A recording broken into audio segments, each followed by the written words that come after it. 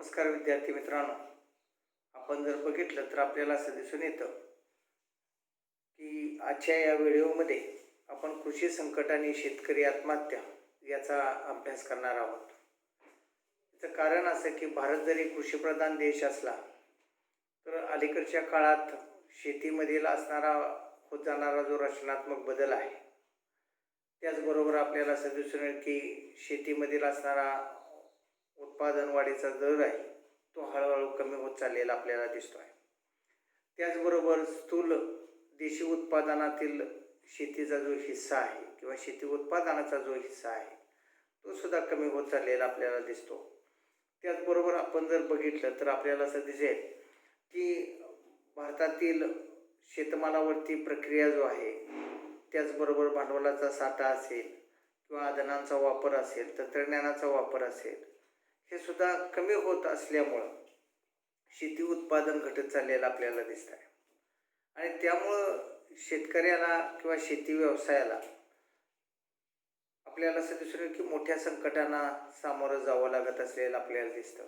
याचं कारण असं की एकतर निसर्गाच्या लहरीवर अवलंबून असणारी शेती आणि दुसरं भाग जर बघितलं तर त्याच्या किमतीमधली अनिश्चितता, उत्पन्नामधली शेतकऱ्याची अनिश्चितता, अशा गोष्टी घडून येत चालल्यामुळं आणि एका बाजूनं वाढत जाणारा उत्पादन खर्च, या संकटामध्ये शेतकरी अडकत असलेला आपल्याला दिसतो आहे.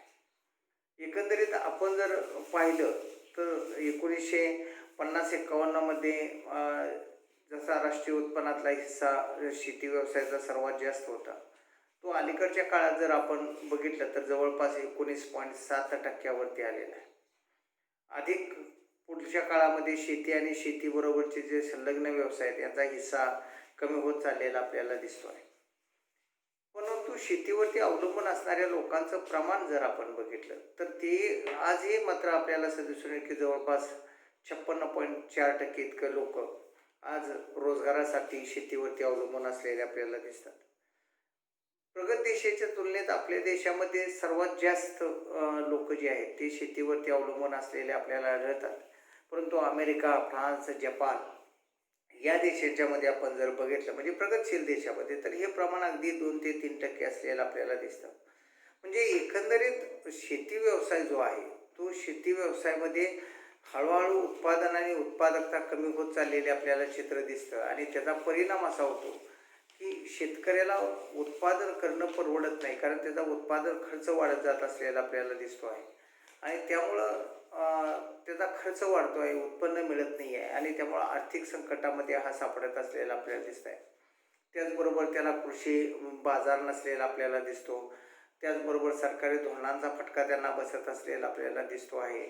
म्हणजे अनेक गोष्टी त्याच्यामध्ये असलेल्या आपल्याला दिसतात की ज्यामुळं शेतीचा जो वाटा आहे तो स्थूल राष्ट्रीय उत्पन्नातला कमी होत गेलेला आपल्याला दिसतो आहे. म्हणजे 60-61 जवळपास तुम्ही जर बघितलं तर 52.4% इतका असणारा हिस्सा जो आहे शेती आणि शेती निगडीत क्षेत्राचा, तो आज जर बघितला म्हणजे 2011-12ला जर बघितला तर 13.9% इतका असलेला आपल्याला दिसतो. म्हणजे शेती क्षेत्र जे आहे ते शेती क्षेत्र घटत चाललेलं आपल्याला दिसून येत आहे. त्याचबरोबर आपण जर बघितलं तर भारतातील कृषी संकटाची जी कारणं आहेत ते अनेक प्रकारचे आहेत. लहान शेतकऱ्यांची एकतर उत्पन्न पातळी कमी असलेली आपल्याला दिसते, कारण एवढा मोठा खर्च करणं त्यांना परवडत नाही, तेवढ्या प्रमाणात शेतीचं आकारमान त्यांचं असलेलं आपल्याला दिसत नाही. आणि त्यामुळं त्याच्यावरती तेवढा खर्च होत नसल्यामुळं किंवा खर्च करणं परवडत नसल्यामुळं त्यांची उत्पन्न पातळी कमी राहत असलेली आपल्याला दिसते. आणि त्यामुळं अशा लहान शेतकऱ्यांना जे काही शेतीतून उत्पन्न मिळतं त्याच्यातून फक्त ते त्यांच्या असणाऱ्या दैनंदिन गरजा भागवू शकतात. या पलीकडं जे अधिक्याचं उत्पन्न आपण म्हणतो की जे बाजारात नेऊन विकलं जाईल असं विकलं जाणारं उत्पन्न त्यांना मिळत नाही. त्याचबरोबर लहान आकार असल्यामुळं म्हणजे जवळपास आपण जर बघितलं तर 1 हेक्टरच्या आत जर शेती असेल तर त्याला उत्पादन खर्च जास्त आणि त्याच्यापासून मिळणारं उत्पन्न जे आहे ते अतिशय कमी असलेलं आपल्याला दिसतं. म्हणजे फार मोठा वाटा त्याच्यामध्ये त्याला मिळत नाही आणि त्यामुळंच त्याला खऱ्या अर्थानं परवडत नाही. म्हणजे आपण जर बघितलं तर हे परवडत नाही याचं कारण असं की उत्पादन खर्च जास्त आणि त्याच्यातून मिळणारं उत्पन्न कमी आहे. मग तो असं म्हणतो की घातलेला खर्च जर मला मिळत नसेल तर मला काय फायदा आहे. त्याचबरोबर कृषी क्षेत्राचा जो वृद्धी दर आहे, तो वृद्धी दर घटत चाललेला आपल्याला दिसतो. म्हणजे एकंदरीत आपण जर बघितलं तर स्थूल राष्ट्रीय उत्पन्नाचा हिस्सा कमी होत चाललेला दिसतोय. उत्पादकता कमी होत चाललेली दिसते. शेतीचं आकारमान हळू लहान होत चाललेलं दिसतंय. विभाजीकरण, तुकडीकरण ही कारणं त्याच्यामध्ये असलेली आपल्याला दिसतात.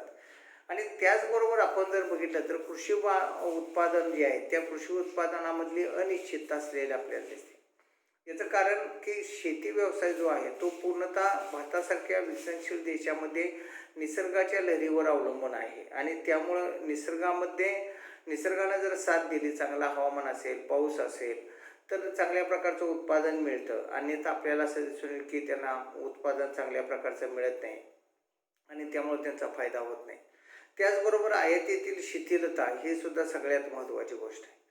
कारण आज आपण जर बघितलं तर अमेरिका, रशिया या देशाकडून गहू, तांदूळ याची आयात मोठ्या स्वरूपात होते. कारण ते भारतात उत्पादित होणाऱ्या उत्पादनापेक्षा स्वस्त किमतीत आपल्याला असं दिसून येईल की विकतात. आणि त्यांच्याकडं जे निर्बंध आहेत ते हळूहळू घटत चालल्यामुळं भारतीय शेती उत्पादनं ह्या आंतरराष्ट्रीय शेती उत्पादनाला तोंड देऊ शकत नाहीत किंवा त्या स्पर्धेला तोंड देऊ शकत नाहीत. आणि त्यामुळं त्याचा तोटा होत असलेला आपल्याला दिसतो आहे. त्याचबरोबर कृषी अनुदानामध्ये दिवसेंदिवस घट होत चालली आहे. कारण आपण WTOचं सभासदत्व स्वीकारल्यामुळं आणि WTOच्या असणाऱ्या वस्तूमध्ये शेती उत्पादनाचा समावेश केल्यामुळं हळूहळू ही अनुदानं टप्प्याटप्प्याने कमी करावी लागत असलेले आपल्याला दिसतात. आणि त्यामुळं जरी 10 वर्षाची सवलत मिळालेली असली तरी अनुदानं जसजशी कमी होत जातात तसतसं शेतकऱ्याचा असणारा उत्पादन खर्च मात्र जास्त राहिला आणि त्यामुळं शेतकऱ्याला ते परवडत नसलेलं आपल्याला दिसतं. त्याचबरोबर आपण जर बघितलं तर स्वस्त कर्ज पुरवठ्याचा अभाव आहे. एकतर शेतीला सुलभ कर्ज पुरवठा होतच नाही, कारण कोणत्याही वित्तीय संस्था, बँका देत नाही. त्यामुळं बऱ्याच वेळा आपल्याला असं दिसून येतं की जे असंघटित क्षेत्रामध्ये कर्ज पुरवठा करणाऱ्या व्यक्ती आहेत, मग सावकार असतील, सराफी पेढीवाले असतील, व्यापारी असतील, दलाल असतील किंवा आपल्याला असं दिसून येतं की नातेवाईक असतील, यांच्याकडून म्हणजे ज्याच्यावरती रिझर्व्ह बँकेचं नियंत्रण नाही आणि ज्यांचे व्याजदर आपण जर बघितले तर मोठ्या स्वरूपाचे असलेले आपल्याला दिसतात, यांच्याकडून कर्ज घेत असल्यामुळं साहजिकच त्याला एकतर कर्जाचा भार जास्त होतो आहे आणि दुसऱ्या बाजूनं सार्वजनिक क्षेत्रातील ज्या वित्तीय संस्था आहेत, बँका आहेत, यांच्या माध्यमातून आपण जर बघितलं तर कर्ज पुरवठा होत नाही. आणि म्हणून स्वामीनाथन आयोग जो भारत सरकारनं नेमलेला होता, त्या आयोगानं सुद्धा असं स्पष्ट केलेलं आहे की जे संकट आहेत या संकटामध्ये शेतकऱ्याला आर्थिक मदत करणं अत्यंत गरजेचं आहे आणि ती होत नाही किंवा त्याचा अभाव असलेला आपल्याला दिसतो आहे किंवा वित्तीय संस्था तशा प्रकारची मदत करत नाहीत. त्यामुळं साहजिकच एक चित्र आपल्यासमोर येतं की ते म्हणजे शेतकरी आर्थिकदृष्ट्या संकटामध्ये येत असलेला आपल्याला दिसतो. म्हणजे जरी नैसर्गिक अरिष्ट म्हणलं, आता आपण बघतोय की परतीच्या पावसानं पुन्हा धुमाकूळ घालायला सुरुवात केलेला आपल्याला आढळतोय किंवा पावसाळ्यामध्ये सुद्धा अतिवृष्टी होत असलेली आपल्याला दिसते. त्यामुळे केवळ पिकाचं नुकसान होत आहे असं नाही आहे, तर जमीन वाहून जाणं किंवा तिचं आपल्याला भूस्खलन सारखा प्रकार जो आहे तो मोठ्या प्रमाणात होत असल्यामुळं उत्पादक जी जमीन आहे किंवा माती आहे ही वाहून पाण्याबरोबर जात असलेली आपल्याला दिसते आणि त्यामुळं शेती उत्पादन ही घटत असलेलं आपल्याला आढळतं. त्याचबरोबर आपण जर बघितलं तर शेती क्षेत्रातील असणारी सरकारी गुंतवणूक जी आहे ती हळूहळू कमी होत चाललेली आपल्याला दिसते. म्हणजे औद्योगिक क्षेत्राकडे जेवढं सरकार लक्ष देतं किंवा सेवा क्षेत्राकडे जेवढ्या प्रमाणात लक्ष देतं तेवढ्या प्रमाणात शेती क्षेत्राकडे लक्ष दिलं जात नाही, तेवढ्या प्रमाणात ती गुंतवणूक केली जात नाही. आणि त्यामुळं आपल्याला असं दिसून येईल की शेतीमध्ये बऱ्याच वेळा ती उत्पादनामध्ये घट होत असते, कारण गुंतवणूकच होत नाही. आणि त्यामुळं उत्पादन वाढीचा दर जो आहे तो वृद्धी दर वार्षिक जर बघितलं तर आपल्याला असं दिसून येईल की बराचसाच खाली आलेला आपल्याला दिसतो. कारण भांडवल निर्मितीचा दर कमी झाल्यामुळं गुंतवणूक कमी झाल्यामुळं भांडवल निर्मितीचा दर कमी होतो आणि साहजिकच त्याच्यामुळं उत्पादन कमी होत असलेलं आपल्याला दिसतं. आणि म्हणून भारतातील असणारे शेतकरी आत्महत्या का करतात याही गोष्टीचा शोध घेणं गरजेची गोष्ट आहे. खरं भारत हा एक कृषीप्रधान देश आहे. जवळपास आपण आता म्हणलं की बाबा 56.4% लोक जरी शेती करत असले तरी ही झाली सरकारी आकडेवारी, पण प्रत्यक्षात 60% इतके लोक जवळपास आजही शेतीवरती अवलंबून असणारी अप्रत्यक्षपणे शेती करत असलेले आपल्याला दिसतात. आणि त्यामुळं या सगळ्या लोकांच्या पुढं आर्थिक संकट इतकी बिकट निर्माण होतात की त्यांना मग आत्महत्येशिवाय पर्याय राहत नाही. त्याच्यामधलं आपण सगळ्यात महत्त्वाचं की शेती अज्ञानाच्या किमतीमध्ये प्रचंड प्रमाणात वाढ होते. आज ट्रॅक्टर घेणं असेल किंवा नांगरणी यंत्र घेणं असेल किंवा कोळपणी यंत्र घेणं असेल, पेरणी यंत्र घेणं असेल, हे शेतकऱ्याला अजिबात परवडत नाही. कारण एकतर त्याला फारसं मोठं अनुदान मिळत नाही आहे आणि त्यामुळं अशा साधनांचा वापर करणं हे सीमांत शेतकरी असतील, अल्पभूधारक असतील किंवा लहान शेतकरी असतील, यांना ते शक्य होत नाही. आणि मग परंपरागत पद्धतीने केल्या जाणाऱ्या शेतीमधून फार मोठ्या उत्पादनाची अपेक्षा करता येत नाही. कारण मशागतीसाठी किंवा सुयोग्य मशागतीसाठी चांगल्या प्रकारच्या साधनांची जी गरज असते ती गरज आपल्याला असं दिसून येईल की शेतकरी पूर्ण करू शकत नाही. कारण त्यांच्या किमतीच इतके असतात की त्याच्या असणाऱ्या उत्पन्नामध्ये ते खरेदी करू शकत नाहीत आणि त्यामुळं तो तोटा जो आहे तो शेतकऱ्यांना होत असलेला आपल्याला दिसतो. त्याचबरोबर रासायनिक खतं असतील किंवा बियाणं असतील यांच्यासुद्धा किमती वाढत गेलेल्या आपल्याला दिसत आहेत. म्हणजे आज संकरित बियाणांचा वापर करायचं म्हणलं तरी त्याला पैसे द्यावे लागतात आणि तितकं भारीतलं बियाणं खरेदी करून सुद्धा आपल्याला असं दिसून की ते उगवून येईलच किंवा त्याच्यापासून चांगलं उत्पादन मिळेलच अशी कोणत्याही प्रकारची खात्री ही कंपन्या देत नाहीत किंवा दिली जात नाही. आणि त्यामुळं बऱ्याच वेळा दुबार पेरणीसारखं संकटसुद्धा शेतकऱ्याच्या समोर उभं राहत असलेलं आपल्याला दिसतं. कारण पहिल्यांदा पेरणी केली आणि उत्पादन मिळालं नाही किंवा उगवूनच आलं नाही, अशा प्रकारच्या अडचणी निर्माण होतात. त्याचबरोबर खतांच्या किमतीसुद्धा इतक्या वाढत चाललेल्या आहे की जरी आपण म्हटलं की रासायनिक खतांचा वापर केला किंवा सेंद्रिय खतांचा वापर केला की शेती उत्पादन वाढत असलं तर पण ते परवडत नाही. कारण त्याच्या किमती दरवर्षी वाढत जातात, सरकारी अनुदानामध्ये दरवर्षी घट होत जाते आणि याचा परिणाम आपण जर पाहिला तर आपल्याला एक स्पष्ट चित्र असं दिसतं विद्यार्थ्यांनो की या असणाऱ्या शेतीचा जो खर्च आहे तो परवडत नसल्यामुळे त्याचा वापर कमी केला जातो आणि मग संकरित बियाणांच्या ऐवजी राखेतीलच बियाणं वापरणं किंवा रासायनिक खतांच्या ऐवजी कंपोस्ट खताचा जो वापर करणं, ह्या गोष्टी त्यांच्या समोर येतात आणि त्यामुळं पिकांची वाढ जी आहे ती चांगल्या पद्धतीनं किंवा भरघोस अशा पद्धतीनं उत्पादन मिळायला पाहिजे, ते मात्र त्याच्यातून मिळत नसलेलं आपल्याला दिसतं. त्याचबरोबर शेती अवजारांचा खर्च जो आहे तो सुद्धा वाढत जात असलेला आपल्याला दिसतोय. म्हणजे एकंदरीत आपण जर बघितलं तर शेतमाल उत्पादनासाठी विविध प्रकारच्या अवजारांची गरज असते. पंप आहे, पंपसेट आहे, ट्रॅक्टर आहे किंवा पेरणी यंत्र आहे, मळणी यंत्र आहे, कापणी यंत्र आहे.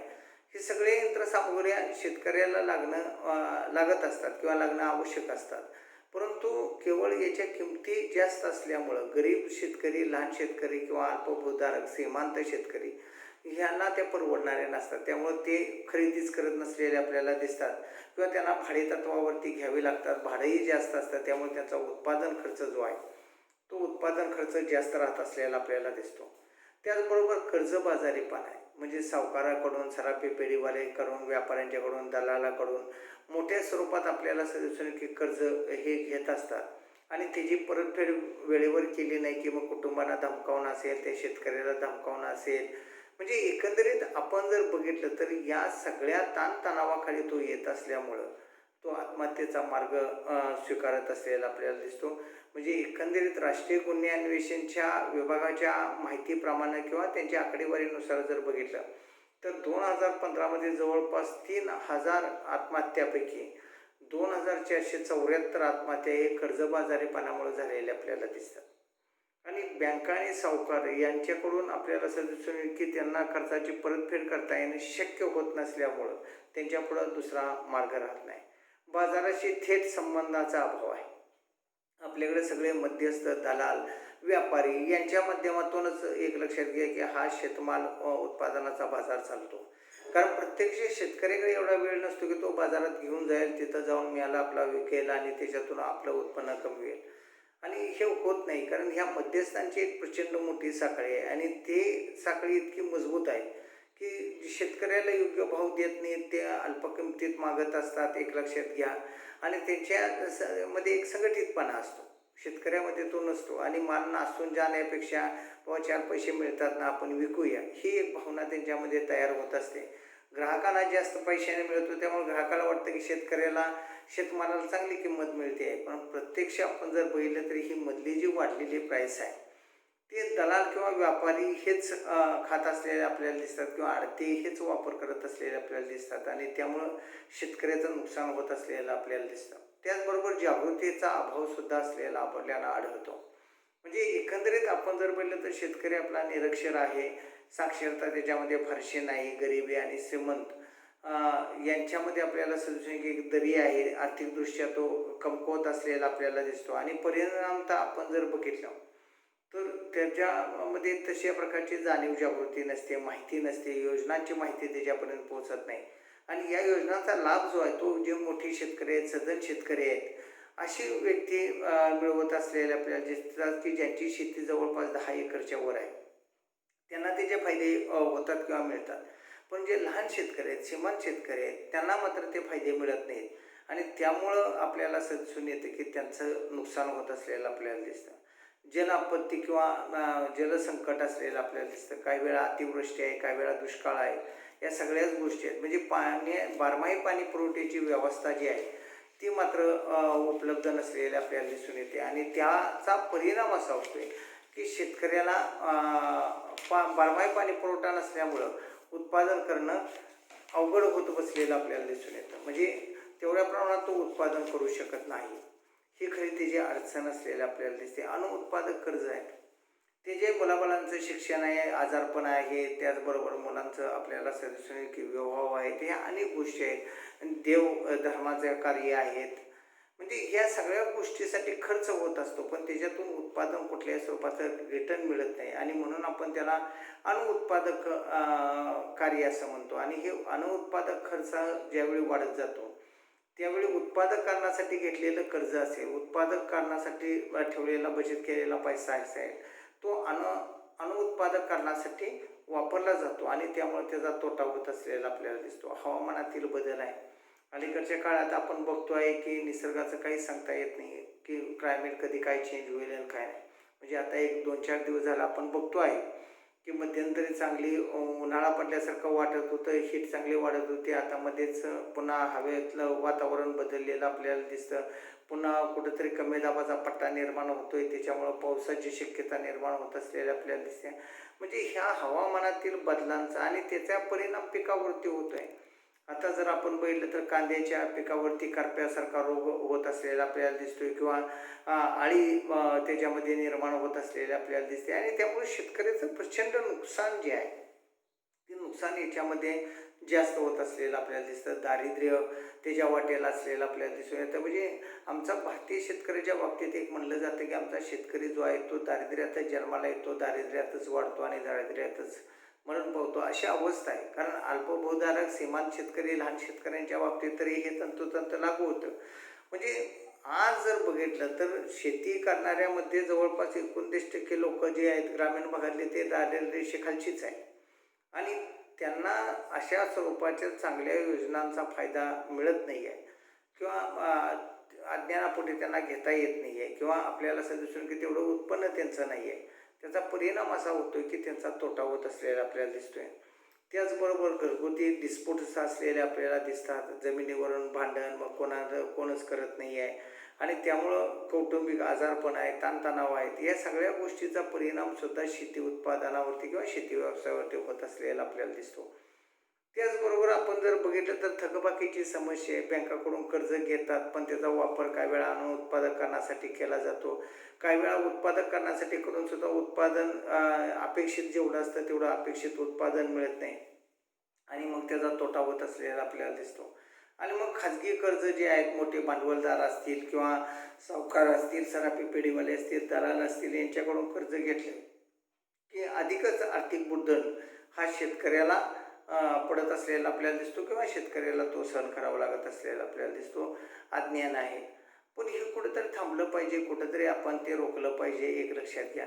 कारण कृषीप्रधान देशामध्ये ज्यावेळी आमचा बळीराजा आत्महत्या करतो, ही काही घोषणा व गोष्ट नाही. प्रत्येकाला जन्माला आल्यानंतर जगण्याचा परिपूर्ण अधिकार आहे. तसा तो शेतकरी हा लाखाचा पोशिंदा आहे आणि त्यामुळं तो जर हळूहळू संपुष्टात आला तर भविष्यातली परिस्थिती आणखीनच बिकट होत जाईल आणि म्हणून आपल्याला असं दिसून येईल की त्याचं जे निसर्गावरती अवलंबून आहे ते अवलंबित्व कमी करण्याचं आपल्या हातामध्ये आहे.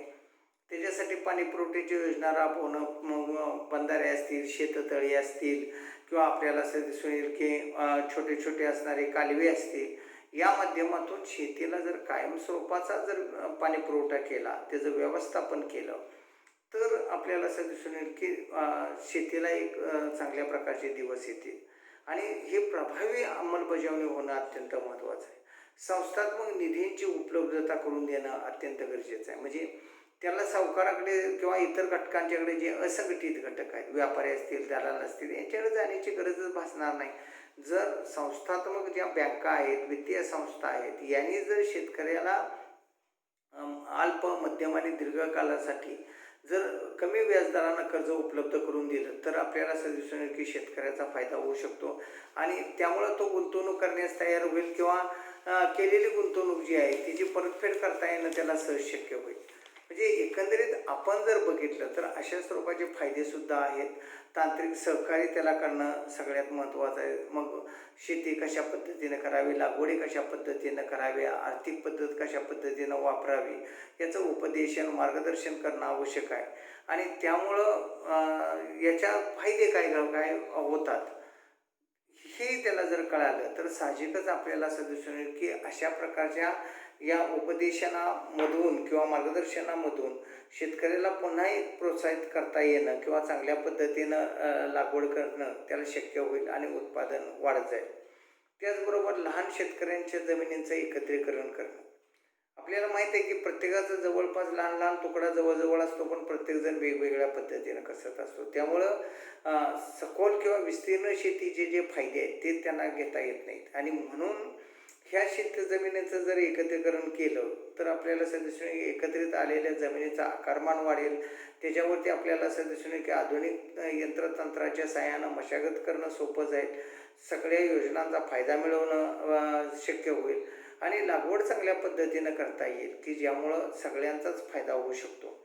त्याचबरोबर रोजगार कार्यक्रमसुद्धा त्यांच्यासाठी राबवणं हे महत्त्वाचं आहे. म्हणजे पर्यायी रोजगार, की शेतीचं काम संपल्यानंतर सुद्धा त्याच्या हाताला काही ना काहीतरी काम मिळालं पाहिजे. अशा जर प्रकारचे रोजगार कार्यक्रम जर राबवले तर साहजिकच त्याला शेती हंगाम संपल्यानंतर जी आर्थिक चणचण निर्माण होते ती निर्माण होणार नाही. कृषी अनुदानं आपण त्यांना दिले पाहिजेत, कारण त्याशिवाय तो चालू शकत नाही. त्याच्या स्वतःच्या असणाऱ्या उत्पन्नामधून अशा प्रकारच्या आधुनिक तंत्रयंत्राचा वापर करणं असेल, खतांचा वापर करणं असेल, संकरित बियाणांचा वापर करणं असेल, जंतुनाशक कीटकनाशकांचा वापर करणं असेल, तर ते त्याला शक्य होणार नाही. आणि म्हणून अनुदान हे तशाच प्रकारचे सुरू ठेवणं, मदत सुविधाची तरतूद त्यांच्यासाठी करणं, आपत्कालीन वगैरे परिस्थिती निर्माण झाली, शेतीचं नुकसान झालं, तर त्याला आपल्याला असं दिसून की मदत देता येईल. त्याचबरोबर सेंद्रिय शेतीला प्रोत्साहन देण्याचा सुद्धा कार्यक्रम राबवणं अत्यंत गरजेचं आहे. याचं कारण असं अलीकडच्या काळामध्ये ते फेमस होत चाललेलं आहे. म्हणजे रासायनिक खतांच्या ऐवजी जर सेंद्रिय खतांचा वापर केला तर आपल्याला असं दिसून येईल की त्याच्यामधून मिळणारी जी जीवनसत्व आहेत किंवा चांगल्या प्रकारचे घटक आहेत ते आरोग्याला अतिशय उत्तम असतात आणि म्हणून अलीकडच्या काळात सेंद्रिय शेतींना जास्तीत जास्त प्रोत्साहन देणं आवश्यक गोष्ट आहे. प्रत्यक्ष अनुदानं दिले पाहिजेत. प्राथमिक शिक्षण किंवा व्यावसायिक प्रशिक्षण देणं त्यांच्यासाठी गरजेचं आहे की ज्यामुळं या आत्महत्या रोखल्या जातील आणि शेतकऱ्याला सुद्धा एक चांगल्या प्रकारचे दिवस निर्माण होतील. अन्यथा एक लक्षात घ्या की भविष्यातील असणारी जी पिढी आहे ती पिढी शेतीकडे बिलकुल वळणार नाही आणि त्यामुळं आपण एका बाजूनं अगदी चंद्रावरती सुद्धा दुसऱ्यांदा, तिसऱ्यांदा, चौथ्यांदा पाऊल ठेवू किंवा इतर उपग्रहावरती सुद्धा आपण जाऊ, परंतु आपल्याला असं दिसेल की आपल्याला खायला अन्न मिळणार नाही. अशा प्रकारची अवस्था आज अन्न सुरक्षिततेच्या बाबतीत जर बघितलं तर आपली अवस्था फार बिकट असलेली आपल्याला दिसते. यानंतर शेवटचा जो भाग आपल्याला अभ्यासायचा आहे ते म्हणजे कृषी पर्यटन आणि त्या संदर्भातली असणारी धोरणं याचा अभ्यास करायचा आहे. म्हणजे हे क्षेत्र आता नव्यानं चांगल्या प्रकारे विद्यार्थी मित्रांनो विकसित होत आहे. म्हणजे पर्यटन ही एक प्रक्रिया आहे. जेव्हा एखादी व्यक्ती आपली नेहमीची राहण्याची जागा सोडून दुसऱ्या ठिकाणी राहावयास जातो तेव्हा त्याला आपण पर्यटन असं म्हणतो. आणि या व्यवसायासाठी किंवा उत्पन्न मिळवणाऱ्या दृष्टिकोनातून जर एका ठिकाणावरून दुसऱ्या ठिकाणी जात असेल तर त्याचा समावेश पर्यटनामध्ये होणार नाही. पण आपल्याला असं दिसून की पर्यटन म्हणजे काय, किंवा विरंगुळ्यासाठी किंवा त्याच्या असणाऱ्या मौज-मजेसाठी जर तो एका नियमित राहणाऱ्या ठिकाणापासून दुसऱ्या ठिकाणी जात असेल, तर मात्र त्याचा पर्यटनामध्ये समावेश होतो. आजकाल आपण जर बघितलं तर पर्यटनाच्या माध्यमातून भारताला मिळणारं जे परकीय चलन आहे, त्यापैकी 1/3 परकीय चलन भारताला या पर्यटनातून मिळत असलेलं आपल्याला दिसतं. म्हणजे पर्यटन हा एक डेव्हलप होत चाललेलं एक क्षेत्र आपल्याला दिसतं अलीकडच्या काळात, टुरिझम सेक्टर्स. आणि मग शेती पर्यटनसुद्धा तितकंच महत्त्वाचं आहे. म्हणजे कृषी पर्यटनाला सुद्धा आता अलीकडच्या काळामध्ये चांगल्या प्रकारची संधी येत चाललेली आहे. शेतीचा विस्तार करणं असेल किंवा मोठ्या प्रमाणात शेती करणं असेल, हे फायदे आपल्याला असं दिसून येतं की कृषी पर्यटनाचे शेतकऱ्यांना मिळणारे आपल्याला दिसतात, की शेतीचा विस्तार होत असलेला आपल्याला दिसतो, किंवा चांगल्या पद्धतीनं आपल्याला असं दिसेल की संभाव्य जे फायदे आहेत ते त्यांना मिळत असलेले आपल्याला दिसतात. त्याचबरोबर नवप्रवर्तनाचा वापर त्याच्यामध्ये केला जात असलेला आपल्याला दिसतं. म्हणजे अलीकडच्या काळामध्ये केवळ परंपरागत शेती केली जात नाही, तर फुलशेती असेल, फळशेती असेल, असे जे प्रयोग सुरू झालेले आपल्याला दिसतात. म्हणजे शेती उत्पादनामध्ये सुद्धा नवनवीन प्रयोग करून एक नाविन्यता निर्माण केली जात असलेली आपल्याला दिसते. शेतकऱ्याच्या शेती उत्पादनात किंवा उत्पन्नात वाढ होत असलेल्या आपल्याला दिसून येते. नवीन उपभोक्ता बाजारपेठा त्याच्यामुळे विकसित होत असलेल्या आपल्याला दिसतात. स्थानिक कृषी उत्पादनाविषयीची एक जागृती निर्माण होते. म्हणजे आपण जसं म्हणतो की कोकणचा मेवा, काजू असतील किंवा इतर सगळे घटक असतील, नाचणीच्या असतील किंवा नारळाच्या वड्या वगैरे असतील वगैरे सगळ्या, ह्याला आपण कोकणचा मेवा म्हणतो. म्हणजे कोकणामध्ये जे उत्पादनं येतात अशा स्वरूपाचे. म्हणजे एकंदरीत आपण जर पाहिलं तर स्थानिक बाजारपेठा ज्या आहेत किंवा स्थानिक उत्पादन आहे, त्याला एक चांगल्या प्रकारच्या बाजारपेठा निर्माण होतात. त्यामुळं तशा प्रकारचे उत्पादन करण्याचा प्रयत्न केला जातो. त्यामुळे साहजिकच जमिनीची उत्पादकता वाढत असलेली आपल्याला दिसते. व्यवस्थापकीय व उद्योजकीय कौशल्यात त्याच्यामुळं वाढ होत असलेली आपल्याला दिसते. आणि दीर्घकालीन शाश्वत विकास होण्यास त्याच्यामुळं खऱ्या अर्थानं मदत होत असलेली आपल्याला दिसते. समाजाला काय फायदा होतोय याचा जर आपण विचार केला या पर्यटनातून, तर आपल्याला असं दिसून येतं की स्थानिक व्यावसायिकांना किंवा सेवांना अतिरिक्त उत्पन्न मिळत असलेलं आपल्याला दिसतंय किंवा प्राप्त होते. म्हणजे एक व्यवसाय ज्यावेळी विकसित होतो त्यावेळी त्याच्या अनुषंगाने इतर व्यवसायांना सुद्धा एक प्रकारचं प्रोत्साहन किंवा चालना मिळत असलेलं आपल्याला दिसते. स्थानिक लोक असतील यांना आपल्याला असं दिसून येईल की तशा प्रकारचा रोजगार त्याच्यापासून निर्माण होतो आणि त्याच्यामध्ये सातत्यानं सुधारणा केल्या जात असलेल्या आपल्याला दिसतात. पर्यटकांनी आपण जर बघितलं तर स्थानिक लोकांमध्ये समाजाकडून नैसर्गिक पर्यावरणाचं संरक्षण केलं जात असलेलं आपल्याला दिसतं. परंपरा, कला, संस्कृती यांचं सुद्धा जतन त्याच्या माध्यमातून होतं आणि ते दाखवण्याची एक संधी त्याच्यामध्ये मिळत असलेलं आपल्याला दिसतं. सांस्कृतिक संभाषण असेल किंवा समाज असेल इत्यादीला प्रोत्साहन दिलं जात असलेलं आपल्याला दिसतं. म्हणजे एकंदरीत आपण जर बघितलं तर ह्याच्यातून सुद्धा एक समाधान, एक ओढ वाटत असते. म्हणजे आपण अगदी चांगल्या मोटारीतून, विमानातून प्रवास केला असेल, पण बैलगाडीतून एक प्रवास करण्याची एक और मजा असते. म्हणजे आपण ते बघल्यानंतर, म्हणजे आपण जर नांगरदारी शेतकरी बघितला किंवा गाई गुरं असणारे गाव जर बघितलं किंवा पूर्वीची बलुतेदारी पद्धत जर बघितली, तर आज हे आपल्याला खेडेगावाविषयीचं अट्रॅक्शन वाटत असलेलं आपल्याला दिसतं त्यांच्या स्वयंपूर्णतेचं. आणि त्यामुळं बळीराजाची विविधता, म्हणजे एखादं आपण म्हणतो की मक्याचं कणीस घरी आणून भाजून खाणं वेगळं आणि शेतातच ते भाजून खाणं वेगळं. कारण त्याला एक वेगळी विशिष्ट चव असलेली आपल्याला दिसते. एकतर मातीचा गंध असतो, त्याचबरोबर तिथं आपण ते तयार करत असतो, ते एक उत्साह असतो. म्हणजे ह्या सगळ्या गोष्टी किंवा एखाद्या माचानावरती बसून पाखरांचं किंवा अवकाशाचं निरीक्षण करणं, पिकं उंचावरून कशा पद्धतीने दिसतात हे पाहणं. म्हणजे एकंदरीत हिरवागार शालू नेसलेली ही शेती ज्यावेळी पाहतो आपण, जूनला ज्यावेळी भातं लावणी झाल्यानंतर आपण जर ऑगस्टमध्ये ह्या कोकणातील शेतीचं जर चित्र बघितलं तर कितीतरी नयनमोहक अशा पद्धतीचं हे चित्र असलेलं आपल्याला दिसतं. ते आकर्षित करतं.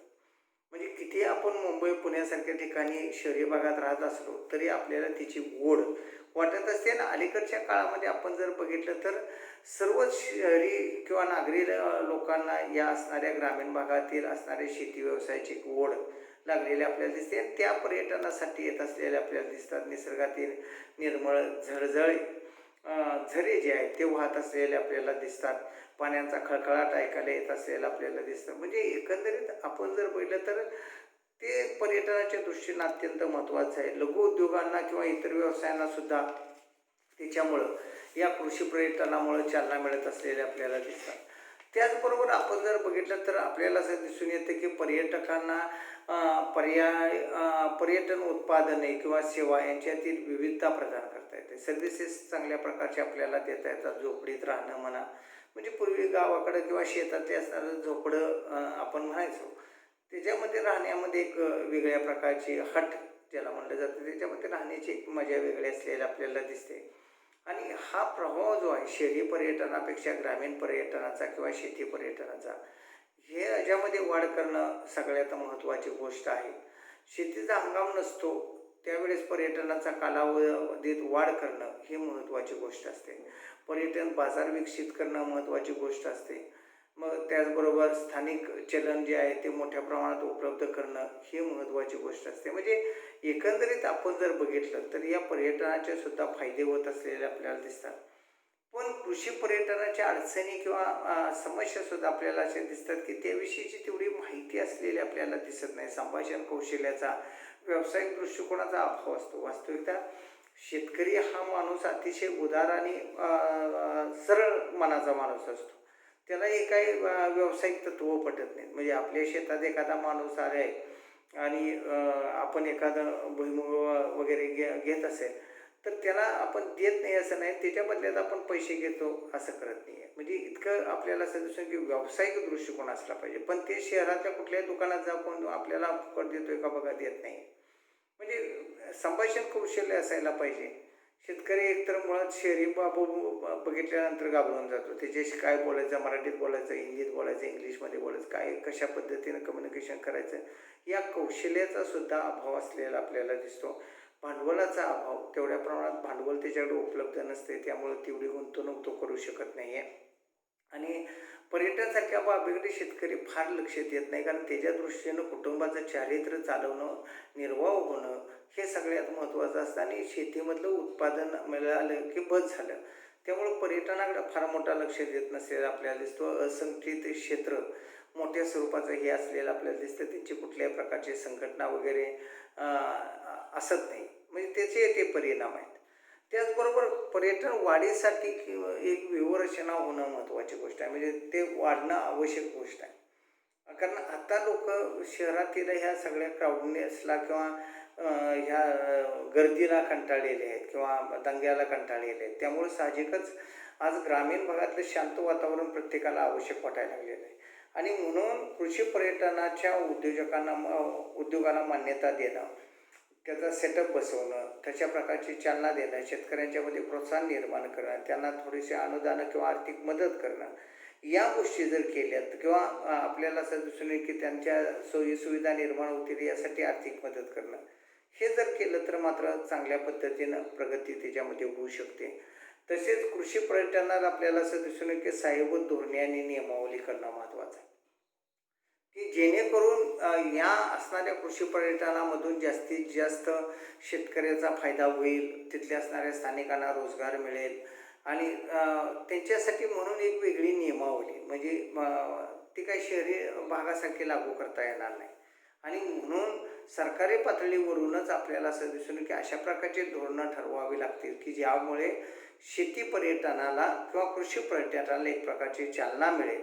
आणि साहजिकच त्या नियमांची पडताळणी करणं, ते पाहणं आणि तशा प्रकारची धोरणं राबवणं, काही वेळा त्याच्यामध्ये लवचिकतापणा आणणं, या सगळ्या गोष्टी आवश्यक असलेल्या आपल्याला दिसतात. कृषी पर्यटनाला वित्तीय सहाय्य, मग ते बँकांच्या माध्यमातून असू दे, सरकारच्या अनुदानाच्या माध्यमातून असू दे, कृषी पर्यटनाला सहाय्य मिळणं ही सगळ्यात महत्त्वाची गोष्ट आहे. मग वित्तीय संस्थांच्याकडून ते कसं मिळवावं, निधी मिळवताना आवश्यक समता कशी प्रस्थापित होईल, या दृष्टिकोनातून प्रयत्न होणं महत्त्वाचं आहे. आणि निधी मिळवताना शेतकरी किंवा वित्तीय सदस्य यांच्यामधील मध्यस्थांचं अस्तित्व जे आहे ते अशा पद्धतीने निर्माण होईल. म्हणजे एकंदरीत आपण जर बघितलं तर त्याला वित्तीय सहाय्याची अत्यंत गरज आहे. प्रभावी प्रशिक्षण ची गरज असलेली आपल्याला दिसते. कुठलेही विद्यार्थी मित्रांनो गोष्ट घेतली तर त्याला शिक्षणाची अत्यंत जोड असावी लागते. म्हणजे आपण एखादा व्यवसाय सहज करू अशा पद्धतीनं आपल्याला तो करता येत नाही आणि म्हणून तुम्ही जर बघितलं तर अस्तित्वात असलेल्या शेतीमध्ये लघु कृषी पर्यटन असेल किंवा इतर असणाऱ्या मूल्य मिळवणी प्रक्रिया असतील, तर अशा स्वरूपानं चालना देणं ही महत्त्वाची गोष्ट आहे. अशा स्वरूपाचं प्रशिक्षण करणं, प्रभावी कार्यक्रम राबवणं आवश्यक आहे. त्याचबरोबर धोका व्यवस्थापन कार्यक्रमसुद्धा करणं महत्त्वाची गोष्ट आहे. म्हणजे शेतकरी आपल्याला असं दिसून की ग्राहकावरती अवलंबून असतो आणि त्याच्यासाठी ग्राहक त्याला मिळवून देणं, तशा प्रकारचं वातावरण तयार करणं आणि कोणत्याही प्रकारची ग्राहकाला इजा पोहोचणार नाही किंवा त्यालाही तोटा होणार नाही, तो जास्तीत जास्त तिकडं आकर्षित होईल, या दृष्टिकोनातून प्रयत्न होणं महत्त्वाची गोष्ट आहे. आणि म्हणून आपण जर बघितलं तर कृषी प्रसारणाला एक प्रकारची चालना देणं हे क्रमप्राप्त असलेलं आपल्याला दिसतं किंवा आवश्यक असलेलं आपल्याला दिसतं. उत्पादन आणि आपण जर बघितलं तर सेवा गुणवत्ता नियंत्रण महत्त्वाचं आहे. लोक पैसे खर्च करायला तयार होतात, पण दोन गोष्टीकडे अलीकडच्या काळात आपण लक्ष दिलं पाहिजे की एक म्हणजे गुणवत्ता निर्माण केली पाहिजे. म्हणजे तुम्ही जर चांगल्या प्रकारचं जेवण त्यांना दिलं, ताज्या ताज्या भाज्या किंवा ताज्या ताजा असणारा अन्नपदार्थ जर दिलेत किंवा चुलीवरचं जेवण दिलं, तर लोक पुन्हा पुन्हा तिकडे येत असलेले आपल्याला दिसतात. म्हणजे सेवासुद्धा किंवा त्याचा दर्जासुद्धा अतिशय उत्कृष्ट असला पाहिजे आणि त्यामुळं पर्यटकाला कोणत्या प्रकारच्या वस्तू पाहिजेत तशा प्रकारची माहिती शेतकऱ्यांना असणं अत्यंत गरजेचे आहे की जी नसते, पण ती असली पाहिजे.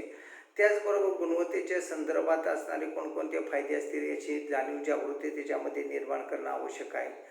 पर्यायी किंमत वस्तूची असणारी, पर्यायी किंमत, गुणवत्ता, दर्जा यामधील असणाऱ्या सहाय्याची जाणीव शेतकऱ्यांच्यामध्ये करणं महत्त्वपूर्ण असलेलं आपल्याला दिसेल. विपणनाचा कार्यक्रम करणं असेल, आपल्याला असं दिसून येईल की उपलब्ध विपणन प्रणाली आता तरी सगळं ऑनलाईन आणि अशा पद्धतीनं झालेलं आहे. इंटरनेट आणि हे सगळं जगच त्याच्यामध्ये गुंतलेलं आपल्याला दिसून येतं. म्हणजे अशा गोष्टीचं सुद्धा नॉलेज असलं पाहिजे. म्हणजे जगातल्या परकीय कंपन्यासुद्धा आज अमेझॉनसारखी, फ्लिपकार्टसारख्या कंपन्यासुद्धा आपण जर बघितलं तर ह्या विपणनामध्ये पाठीमागून येऊन पुढे गेलेले आपल्याला दिसतात. मार्केटिंग हे सुद्धा एक आपल्याला असं दिसून येते की शिक्षण प्रशिक्षणाचा भाग आहे आणि तो जर शेतकऱ्यांना दिला तर साहजिकच शेती पर्यटनाचं सुद्धा चांगल्या प्रकारचं मार्केटिंग होऊ शकेल आणि त्याचा फायदा जो आहे तो शेतकऱ्यांना चांगल्या पद्धतीनं मिळू शकेल आणि मग ह्या आत्महत्या असतील त्या कमी होतील. कृषीला एक वेगळं वळण लागेल, एक वेगळी स्थान त्याचं निर्माण होईल आणि याच्यातून कृषी उत्पादनामध्ये वाढ होईल, अन्नधान्यामध्ये वाढ होईल, त्याचबरोबर राष्ट्रीय उत्पन्नामध्ये त्याची भर वाढत जाईल, शेतकऱ्याचा फायदा होईल, पर्यटक ग्राहकांचा फायदा होईल. अशा सर्वांचेच फायदे त्याच्यामध्ये दडलेले असल्यामुळं या घटकाचा सुद्धा विचार होणं क्रमप्राप्त आहे. तर विद्यार्थी मित्रांनो, इथंपर्यंतचा आपला हा सेमिस्टर 5चा अभ्यासक्रम आहे आणि तो या ठिकाणी संपलेला आहे. म्हणजे कृषी पर्यटनापर्यंतच आणि त्याची धोरणं इथंपर्यंतच आपल्याला असं दिसून येईल की हे अभ्यासक्रमामध्ये आहे. उद्या येणारी जी 5व्या सेमिस्टरची एक्झाम आहे ती ऑनलाईन एक्झाम तुम्हाला द्यायची आहे. ह्याच्या बऱ्याचशाच नोट्स जे आहेत त्या तुम्हाला व्हॉट्सअपवरती PDF करून पाठवलेले आहेत, त्या तुम्ही वाचायच्या आहेत. व्हिडिओ लेक्चर्स त्या संदर्भातले ऐकायचे आहेत, त्याच्या आधारावरती नोट्स काढायचे आहे आणि येणारी सेमिस्टर 5ची एक्झाम आपण सर्वांनी द्यावयाची आहे.